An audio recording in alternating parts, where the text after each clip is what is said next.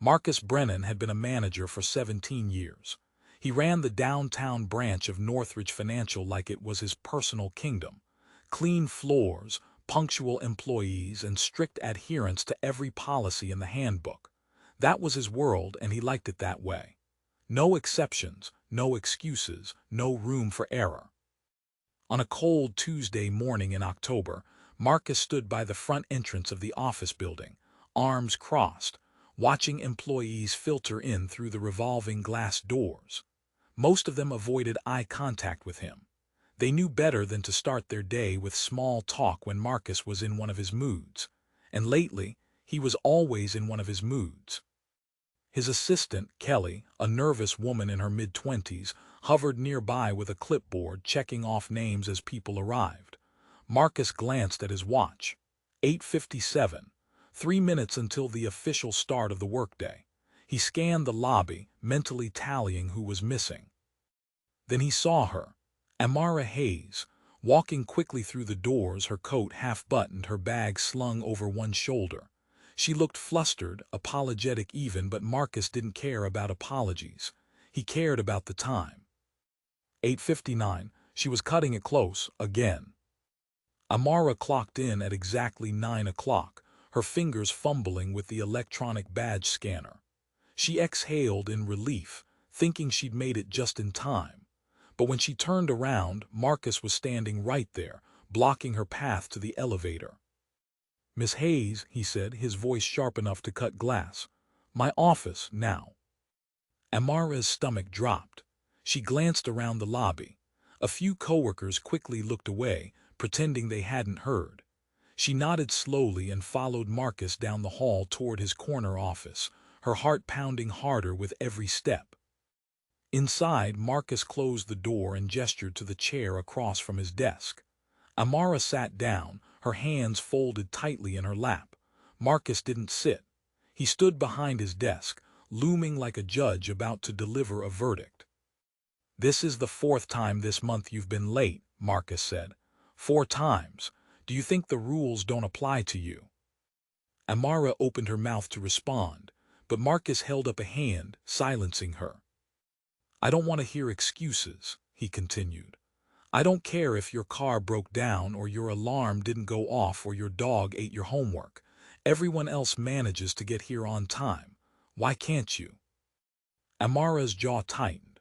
She wanted to explain. She wanted to tell him about the morning she'd spent at the hospital with her mother, about the sleepless nights juggling family obligations, about the fact that she had clocked in at exactly 9 o'clock, not a second late. But something in Marcus's tone told her he wasn't interested in listening. "I understand your concerns," Amara said carefully, keeping her voice steady. "But I was on time today. I clocked in at 9. Marcus scoffed. "Barely. And that's not the point. The point is that you've been pushing the limits for weeks now. You think just because you squeak in at the last second you're off the hook." Amara said nothing. She stared at him, her expression unreadable. Marcus leaned forward, both hands flat on his desk. "Let me be clear, Miss Hayes. This company values punctuality. It values discipline. And it values employees who respect the rules. If you can't do that, then maybe you don't belong here."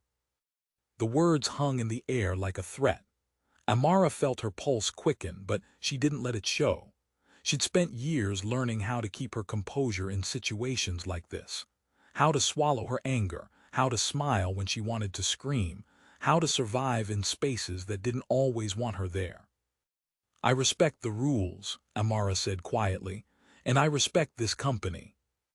Marcus straightened up, crossing his arms again. "Then prove it, because right now all I see is someone who thinks they're above accountability." He walked over to the window, staring out at the city skyline. For a moment, the office was silent except for the hum of the air conditioning and the muffled sounds of the building waking up around them.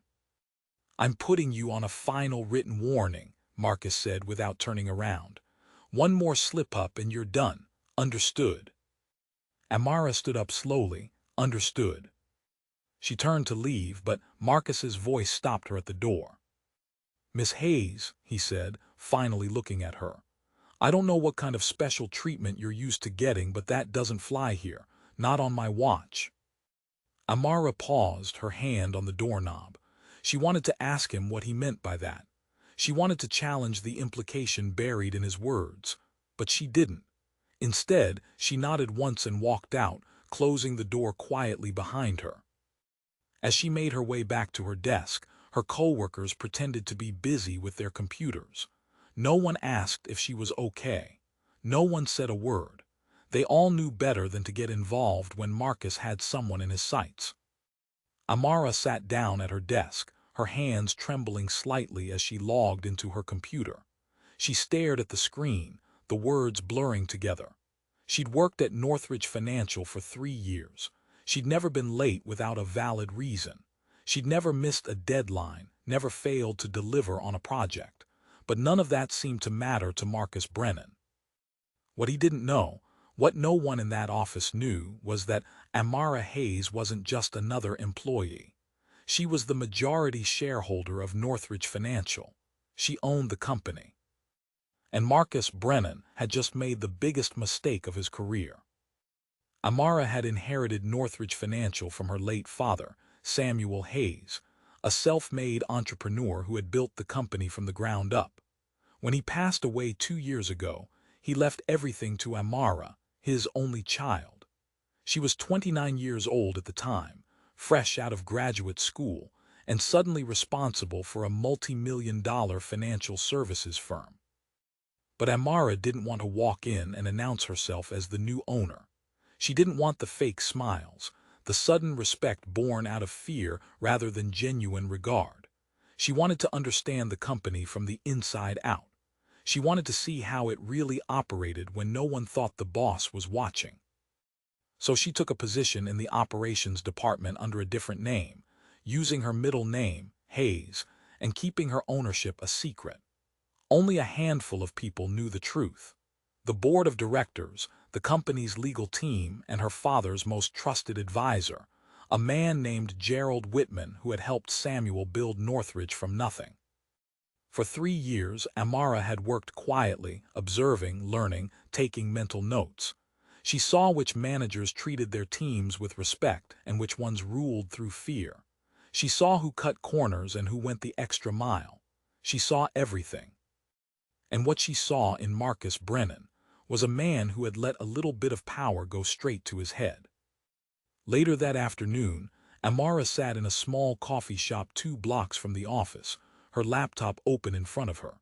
Across from her sat Gerald Whitman, a silver-haired man in his early 60s with kind eyes and a sharp mind. "He put you on a final warning?" Gerald asked, his voice a mixture of disbelief and amusement. Amara nodded, sipping her tea. "For being late, even though I wasn't actually late." Gerald shook his head. "Marcus has always been a stickler for rules, but this is something else. He's been getting worse over the past year, more aggressive, more controlling. I've had complaints from other employees, but nothing concrete enough to act on." "Until now," Amara said quietly. Gerald leaned back in his chair, studying her. "What do you want to do?" Amara stared out the window at the busy street, watching people hurry past with their heads down, lost in their own worlds. She thought about her father, about the values he had instilled in her. Integrity, fairness, respect for every person, regardless of their title or position. "I want to give him a chance to show me who he really is," Amara said. "If he's just having a bad day, fine. But if this is who he is, if this is how he treats people when he thinks no one important is watching, then he doesn't belong at Northridge." Gerald nodded slowly. "You know this could get messy."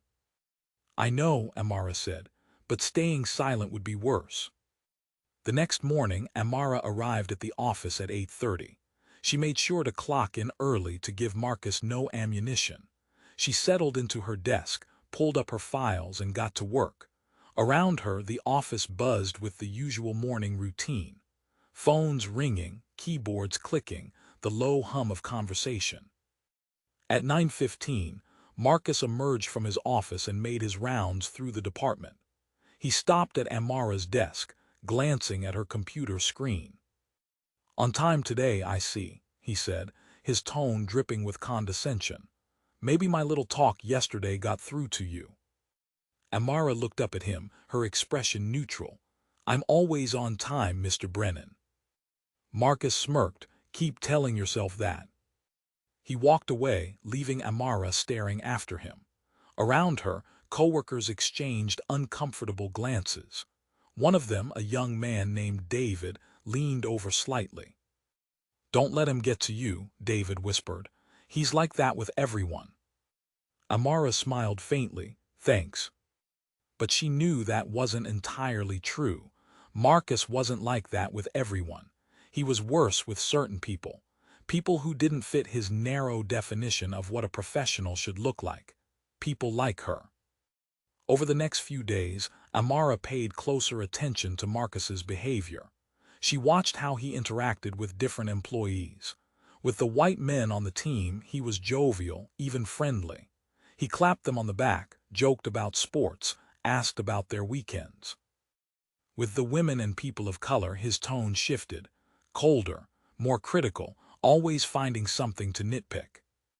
Amara wasn't the only one who noticed. During lunch one day, she sat with a group of coworkers in the break room. The conversation turned to Marcus, and the floodgates opened. He's always on my case about something, said Maria, a Latina woman who worked in accounting. Last week he wrote me up for taking a sick day, even though I had a doctor's note. He told me my clothes were unprofessional, added Jasmine, a black woman from HR. I was wearing the same thing half the office wears, but somehow on me it was a problem. David, who was white, shook his head. I've never had an issue with him. He's always been cool with me. The women at the table exchanged knowing looks. David didn't get it. He couldn't see what they saw because he'd never had to. Amara listened quietly, her mind working. This wasn't just about her anymore. This was a pattern, and patterns left trails. That evening, Amara met with Gerald again, this time in the private conference room of Northridge's executive suite, a floor most employees never visited. I need you to pull Marcus's personnel files, Amara said. Every complaint, every incident report, every performance review. I want to see everything. Gerald nodded. I'll have it by tomorrow morning. And I want to talk to the people he's managed over the years, Amara continued. Off the record, I need to know if this behavior goes back further than we think. Gerald hesitated. Amara, if you're building a case to terminate him, you need to be careful. Marcus has been with the company for a long time. He has allies on the board. I'm not building a case, Amara said. I'm uncovering the truth, and if the truth means he needs to go, then so be it.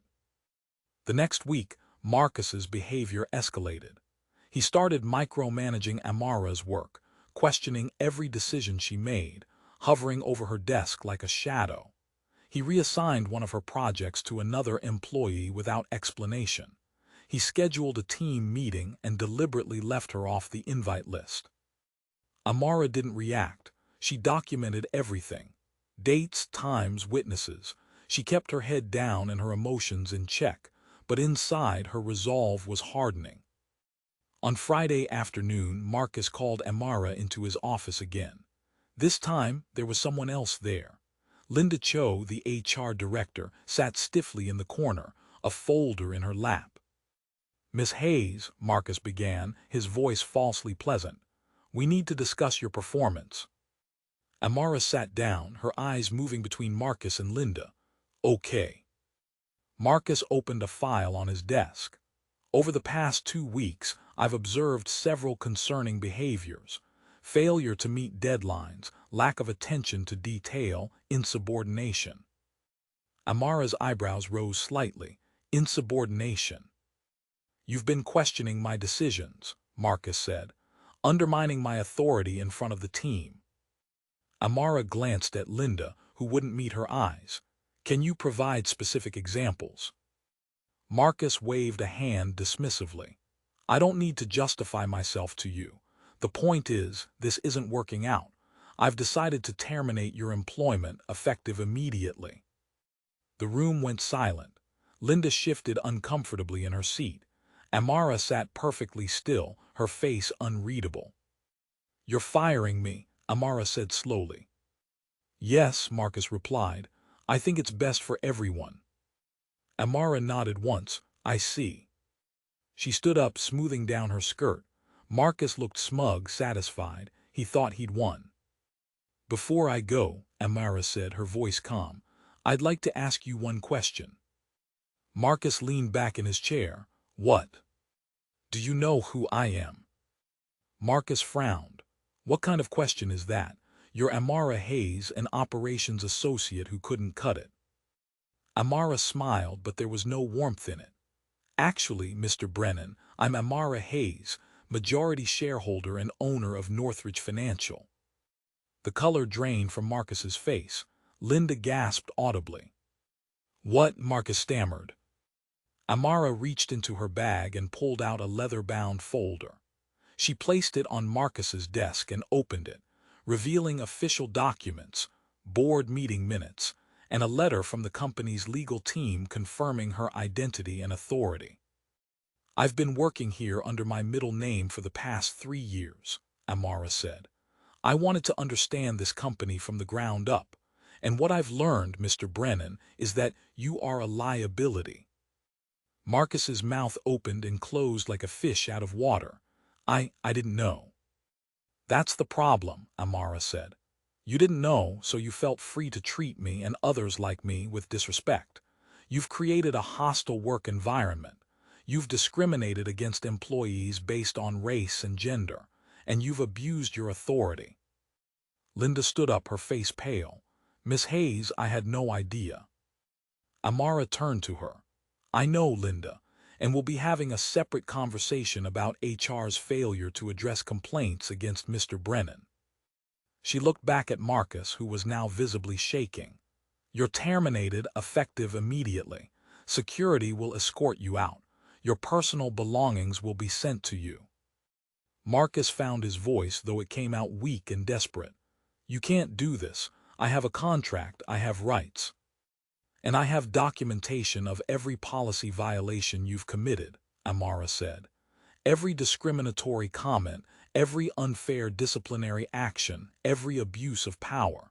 If you want to fight this, we can go to court. But I promise you, Mr. Brennan, you will lose." Marcus slumped in his chair, the fight draining out of him. He looked like a man who had just realized the ground beneath him had disappeared. Amara picked up her folder and walked to the door. She paused, looking back at him one last time. "You told me I didn't belong here," she said. "You were wrong.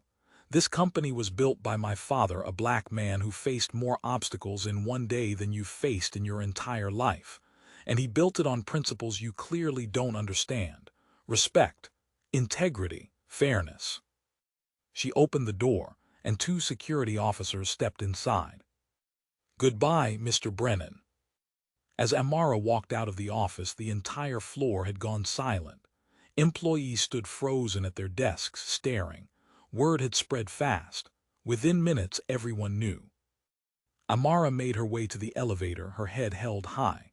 When the doors closed, she finally allowed herself to exhale. Her hands were shaking, adrenaline coursing through her veins. But she'd done it. She'd stood up, not just for herself, but for every person Marcus had ever mistreated.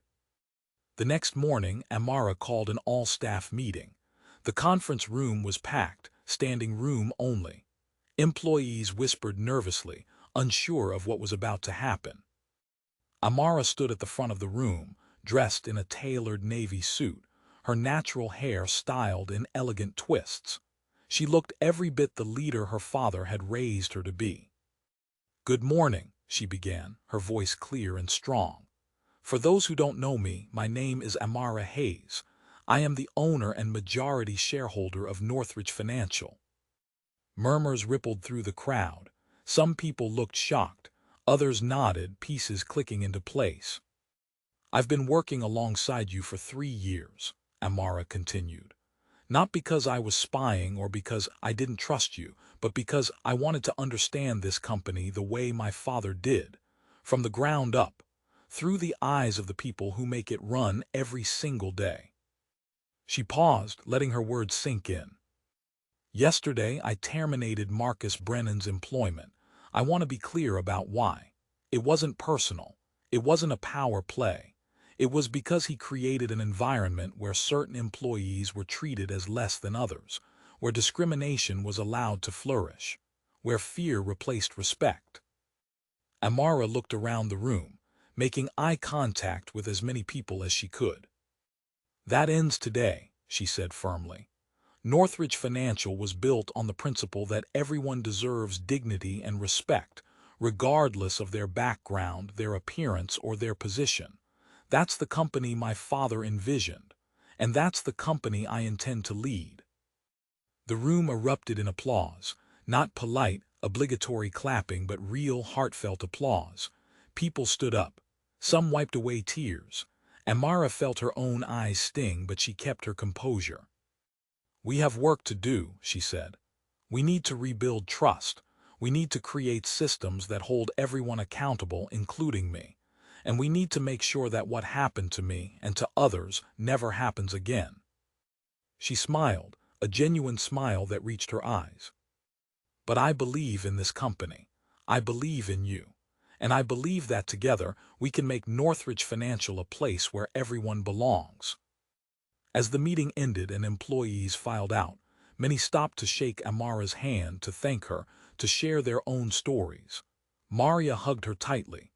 Jasmine promised to help with the HR reforms. David apologized for not seeing what was happening sooner. Amara listened to all of them, grateful and humbled. Later that day, Gerald found her in her new office, the corner suite that had once been her father's. "You did good, kid," he said, settling into a chair across from her desk. Amara smiled tiredly. "I hope so." "Your father would be proud," Gerald said. "You didn't just fire a bad manager, you stood up for something bigger." Amara looked out the window at the city below, the same view Marcus had stared at when he'd put her on that final warning. "I almost walked away," she admitted. "When he was yelling at me, when he was treating me like I was nothing, part of me wanted to just reveal who I was and watch him squirm." "But you didn't," Gerald said. "No," Amara agreed, "because I needed to see it through. I needed to understand what it felt like for everyone else who doesn't have the power to fight back." Gerald nodded. "And now? Now we make sure it never happens again." In the weeks that followed, Amara implemented sweeping changes at Northridge Financial. She brought in an independent firm to conduct a company-wide culture audit. She overhauled the HR department, bringing in new leadership committed to transparency and accountability. She established an anonymous reporting system for employees to raise concerns without fear of retaliation. She also promoted several employees who had been overlooked under Marcus's leadership. Maria became the new operations manager. Jasmine was given a leadership role in HR. David was assigned to work on diversity and inclusion initiatives, using his privilege to amplify voices that had been silenced. The changes didn't happen overnight. There was resistance from some of the old guard, people who had benefited from the way things were. But Amara stood firm. She'd learned from her father that real leadership meant making hard choices, even when they were unpopular. 6 months later, Northridge Financial was featured in a major business publication as one of the top companies for workplace culture and diversity. The article highlighted Amara's leadership and her unique approach to understanding her own company from the inside. When a reporter asked her what advice she'd give to other leaders, Amara thought for a moment before answering. "Listen to the people who have the least power in your organization," she said. "They'll tell you the truth about who you really are." The story of Marcus Brennan's firing became something of a legend in the business world. Some saw it as a cautionary tale about the dangers of unchecked authority. Others saw it as proof that justice, however delayed, could still prevail. But for Amara, it was simpler than that. It was about refusing to accept a world where people were judged by the color of their skin rather than the content of their character. It was about using her power not to elevate herself, but to lift others up. One evening, as Amara sat in her office long after everyone else had gone home, she pulled out an old photograph of her father. He was standing in front of the Northridge building on opening day, his smile wide and proud. "I hope I'm making you proud, Dad," she whispered. She liked to think he was, not because she'd fired someone or because she'd asserted her authority, but because she'd stayed true to the values he'd taught her, because she'd seen injustice and refused to look away, because she'd remembered that power without compassion is just tyranny in a nicer suit. And in a world that often rewarded cruelty and indifference, that was a lesson worth fighting for. Amara closed her laptop, turned off the lights, and headed home. Tomorrow would bring new challenges, new battles to fight. But tonight, she allowed herself a moment of peace. She'd done what needed to be done. She'd spoken up when it mattered most. And in doing so, she'd proven that sometimes the quietest voices carry the most power. When you're underestimated, remember that your worth isn't determined by someone else's ignorance. Stand firm in who you are. The truth always finds its way to the surface. If this story resonated with you, share it. Speak up when you witness injustice. Real change happens when good people refuse to stay silent.